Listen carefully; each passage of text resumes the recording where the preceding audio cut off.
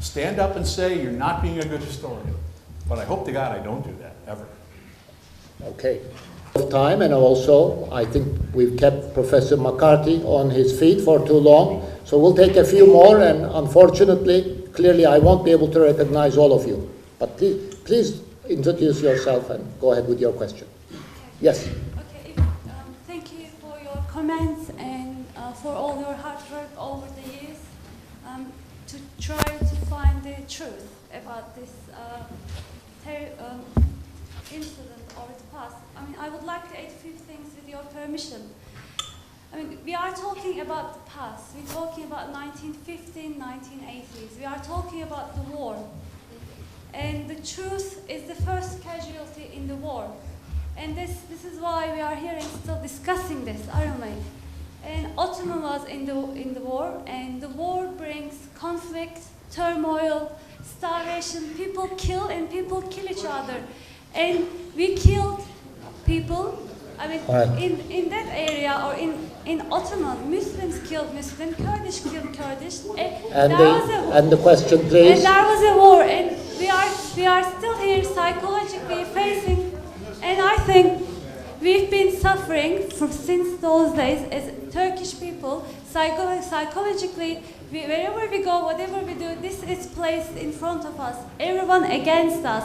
And this is the same for politically and economically. We know this as a whole world. So, yeah, the question, of course, the question.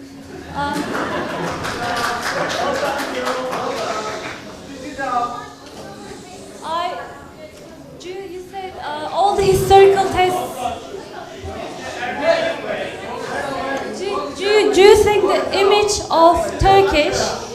Go ahead. Do you think the image of Turkish has changed in America and Europe now? Thank you. Okay. Thank you. Yes, surely the image of Turks in America has changed tremendously because it couldn't possibly have gotten any worse. I mean, the image of Turks in America in the time I'm talking about here was slightly better than the image of the devil, but only slightly.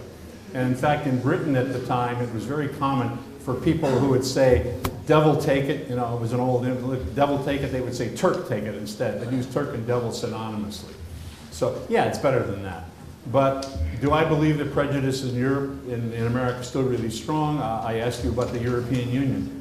Does anyone sincerely believe that prejudice isn't the main reason why Turks aren't let into the European Union? It's still there. And that's what I was asked before about, someone said, what can you do? Well, as far as I'm concerned, if I were a Turk, what I would do is try to do all I could to convince people the Turks don't have horns, that they're basically good people like other people. What? Can you take that more?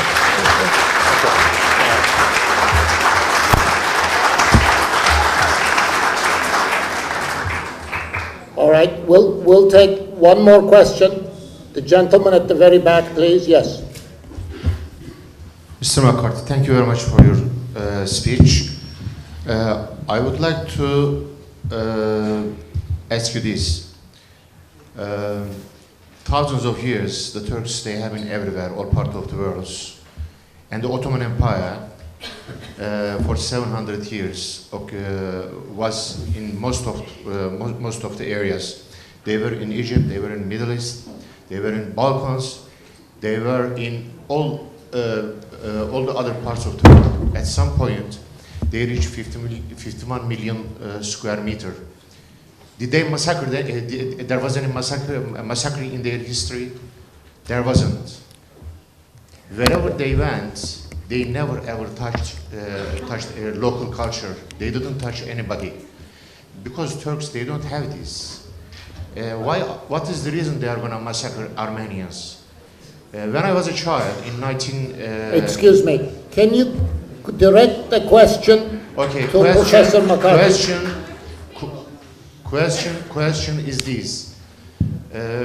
This Armenian issue has been created just to divide Turkey, and it's just an imperialist lie. There is not any solid evidences against it, as you explained in your speech. There is nothing to prove. There are a lot of Armenians in Turkey today. They live in peace. How many? Yes, yes, yes. There are a lot of Armenians living in Turkey, in Istanbul, in Adana. No problem. I am just going to tell you this. I was 7 years old, 7 or 8 years old. Well, okay. I think, I was would you have responded? in What do Amasya. I say? I don't know. Okay, Not just- I'm told, I think, In Amasya, there Well, were a lot I'm of very sorry, but I hate this to be the last one, but I really want, and Professor, I think McCarthy deserves a question. If you're going to ask a question, ask The a question is this then. Can you tell me, Mr. McCarthy, in the whole Turkish history, is somebody claimed they have been killed or tortured by Turks? Okay, that's the question. well, unfortunately, I wish I could answer that question, but you're asking me about, the Turks came into Anatolia in about the year 1050 approximately, and they're still there today. You're asking me to discuss 1,000 years of history, and all I can say is, as a Turkish historian, it strikes me that the Turks were both good and bad at various times. That like human beings all over the place, they made mistakes. That some of the sultans were great men, some of the sultans were not so great. And that the main reason that people died in the Ottoman Empire, however, especially in World War I and these periods, was because of starvation and disease. That's the main thing that went wrong in the Ottoman Empire.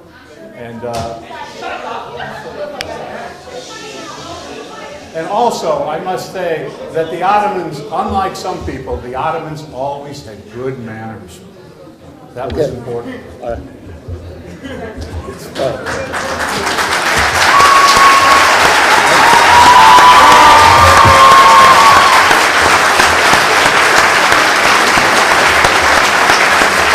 Yes, about talking to each other. I think there was a gentleman here early on who talked about yes, there is history and we have problems about history, but it's also true that Turkey and Armenia are neighbors today, and I think it is important for Turks and Armenians to try to begin to communicate with each other, and perhaps through this communication we will make progress in dealing with the so much pain and with this history. I think we should begin to communicate about, continue to communicate about history, but it's also important to communicate about the present and about ways of cooperating with each other. Thank you very much to all of you for coming this evening.